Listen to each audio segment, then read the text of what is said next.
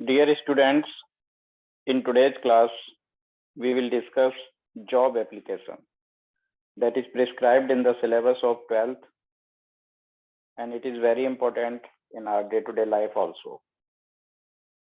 Job application क्या होता है? हम किसी जॉब के लिए जब अप्लाई करते हैं तो उसको जॉब एप्लीकेशन बोलते हैं।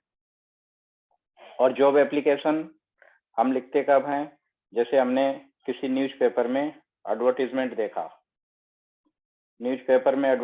देखा किसी पोस्ट के रिगार्डिंग, फिर हम उसी पोस्ट के लिए अप्लाई करते हैं। ये तो इसका बेसिक एक रूल हुआ। जॉब एप्लीकेशन का जो ब्रेकअप है मार्क्स का, वो कुछ इस तरह से है। फॉर्मेट के लिए आपको 1 मार्क मिलेंगे, और फॉर्मेट में इंक्लूड क्या क्या है? फॉर्मेट में सेंडर्स एड्रेस, जो कि सबसे पहले लिखा जाएगा, उसके बाद एक लाइन छोड़ के डेट लिखी जाएगी, फिर रिसीवर्स एड्रेस आएगा एक लाइन छोड़ के, और उसके बाद सब्जेक्ट या हेडिंग के बाद सैल्यूटेशन में हम सर या मैडम लिखते हैं, और सबसे लास्ट में कॉम्प्लीमेंट्री क्लोज आ जाता है। कॉम्प्लीमेंट्री क्लोज में जैसे योर्स फेथफुली, इस तरह से हम लिखते हैं। तो इस सब के लिए आपको 1 मार्क मिलेगा। आफ्टर दैट कंटेंट आता है। कंटेंट के लिए 2 मार्क्स असाइन है, और 2 मार्क्स हैं आपके एक्सप्रेशन के। जैसे आपको लगता है कि आपने बहुत कुछ लिख दिया फिर भी मार्क्स कट गए, तो उसमें क्या होता है? एक्सप्रेशन में 2 चीजें काउंट होती हैं: ग्रामर की mistake, grammatical accuracy, appropriate words use हुए हों, स्पेलिंग की error.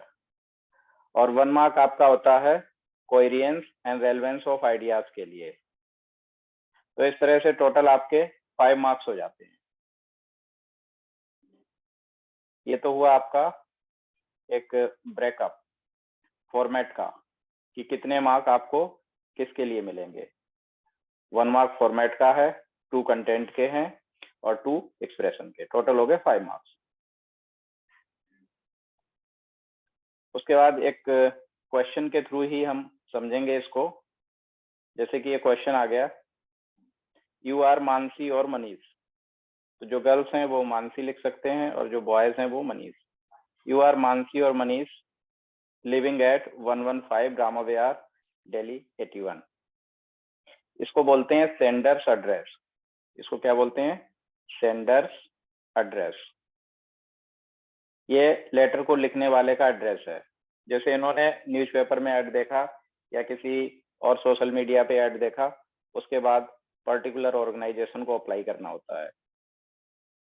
Right a letter to the principal of Yuva Shakti model school Budh Vihar Delhi applying for the post of PGT English.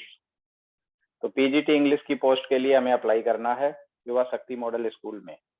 ये तो क्वेश्चन हुआ। इस क्वेश्चन के कॉन्टेक्स्ट में अब हम आंसर्स को देखेंगे, किस तरह से आंसर को लिखना होता है। सबसे पहले जो है वो सेंडर एड्रेस, जो कि ये 3 लाइन्स में हमें लिखना होता है। सेंडर एड्रेस, इसको बोलते हैं लिखने वाले का पता। जो भी लेटर को लिख रहा है उसका एड्रेस होता है ये सेंडर्स एड्रेस। फिर एक लाइन छोड़ के डेट, और डेट लिखने का तरीका यही है कि 15 फरवरी 2023, और एक लाइन छोड़ के फिर रिसीवर्स एड्रेस आ जाएगा। रिसीवर एड्रेस भी ये 3 लाइन में, इसको बोलते हैं रिसीवर्स एड्रेस। ये पाने वाले का पता होता है जिसके पास आप लेटर भेज रहे होते हो। द प्रिंसिपल युवा शक्ति मॉडल स्कूल बुधविहार। जो भी क्वेश्चन में दिया होगा उसी के अकॉर्डिंग आपको सेंडर एड्रेस और उसी के अकॉर्डिंग आपको रिसीवर एड्रेस लिखना है। आफ्टर दैट एक लाइन छोड़ के आपको लिखना है subject application for the post of PGT English. कोई भी क्वेश्चन हो उसमें आप किसी पोस्ट के लिए अप्लाई करोगे, तो जिस भी पोस्ट के लिए आप अप्लाई कर रहे हो बस उसी पोस्ट का नाम चेंज हो जाएगा। जैसे application for the post of PGT English, application for the post of PGT math, जो भी पोस्ट है, application for the post of sales executive, बस यहाँ पर ये चेंज होना है। फिर आप लिखेंगे सर और मैम, और ये जो पैराग्राफ है इसमें ये 2 पैराग्राफ हैं और दोनों ही कॉमन है, इसमें कुछ नहीं बदलना है, बस आपको खाली ये पोस्ट का नाम यहाँ पे ये चेंज होना है। सेकंड में तो कुछ भी नहीं बदलेगा। जैसे फर्स्ट में लिखा in response to your advertisement, जो आपका विज्ञापन छपा था उसके जवाब में। कहाँ पे छपा था? In the Times of India dated this 13 Feb 2023 को जो छपा था। Inviting applications for the post of PGT English, PGT English की पोस्ट के लिए एप्लीकेशंस इनवाइट करते हुए। इन योर रेनॉन्ड स्कूल, आपके फेमस स्कूल में, या कोई ऑर्गेनाइजेशन है तो in your renowned organisation, company है तो in your renowned company. I would like to present myself as a candidate for the above mentioned post, मैं अपने आप को एक कैंडिडेट के रूप में ऊपर दी हुई पोस्ट के लिए प्रस्तुत करना चाहता हूँ। तो ये पैराग्राफ बिल्कुल कॉमन है, कोई भी जॉब एप्लीकेशन आए 5 मार्क्स में आपको सेम लिख देना है, उसमें खाली पोस्ट बदलनी होती है, बिल्कुल आसान तरीका है। और जो ये सेकंड है इसमें तो कुछ भी नहीं बदलना है। इसमें क्या लिखा है?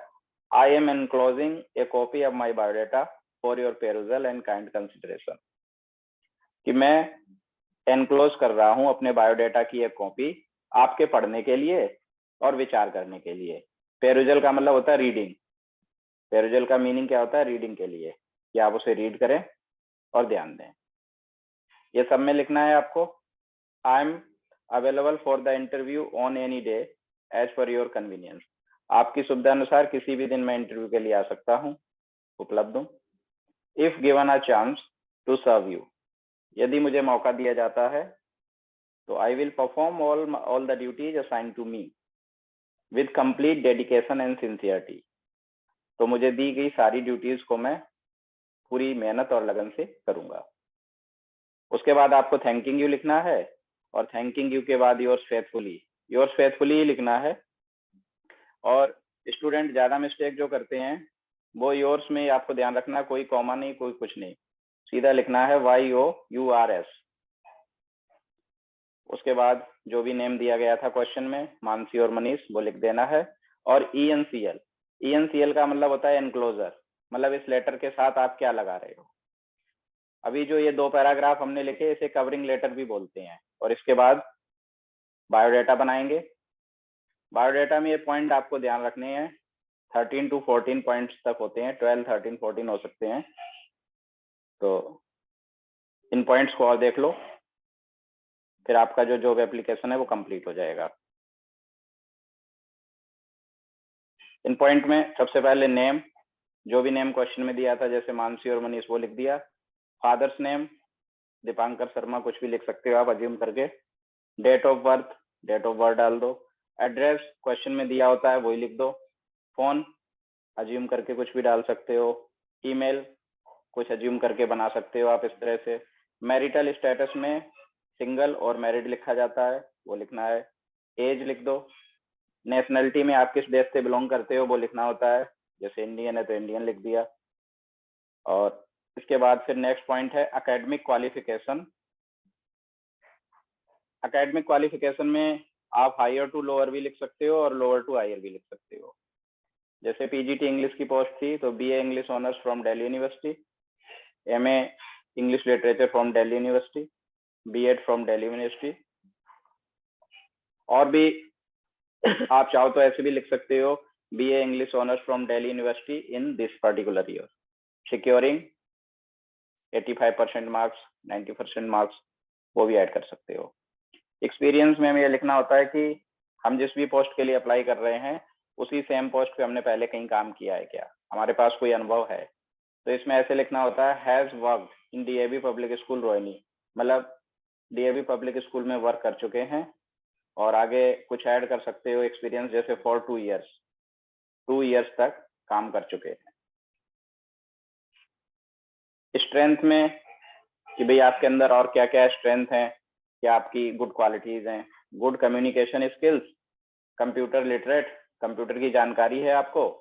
Proficient in English, Hindi and German, ये सभी में लिख सकते हो आप स्ट्रेंथ कि भाई आपको हिंदी, इंग्लिश और कोई पर्टिकुलर भाषा आती है अगर तो वो लिख सकते हैं। और सबसे लास्ट में आपको लिखना होता है names and addresses of references. References का एक तरह से मतलब ये होता है कि इन पर्सन्स ने आपको रिफर किया है, ये आपको जानते हैं। रिकमेंडेशन टाइप में होती है, तो इसमें 2 पर्सन्स के नेम, डेजिग्नेशन, एड्रेस और कॉन्टेक्ट नंबर लिखना होता है हमें। जैसे mister Vijay Mathur, principal, DAV school, Gurudwara road, Delhi. फिर mister Satish Ori, head of commerce department, Punjab university, Chandigarh. तो कोई भी आप अज्यूम करके 2 नेम लिख सकते हो। तो इस तरह से जब भी जॉब एप्लीकेशन आए तो आपको एक बायोडाटा, आपको पहले कवरिंग लेटर बनाना है जिसमें 2 पैराग्राफ लिखने हैं जो बिल्कुल कॉमन है, और ये बायोडाटा के जो है ना 13 और 14 पॉइंट्स होते हैं, ये लिख देने हैं। इससे आपको पूरे 5 मार्क्स मिल जाएंगे अगर आपकी कोई भी ग्रामेटिकल एरर नहीं है तो। I hope this video will be helpful for you. Thank you.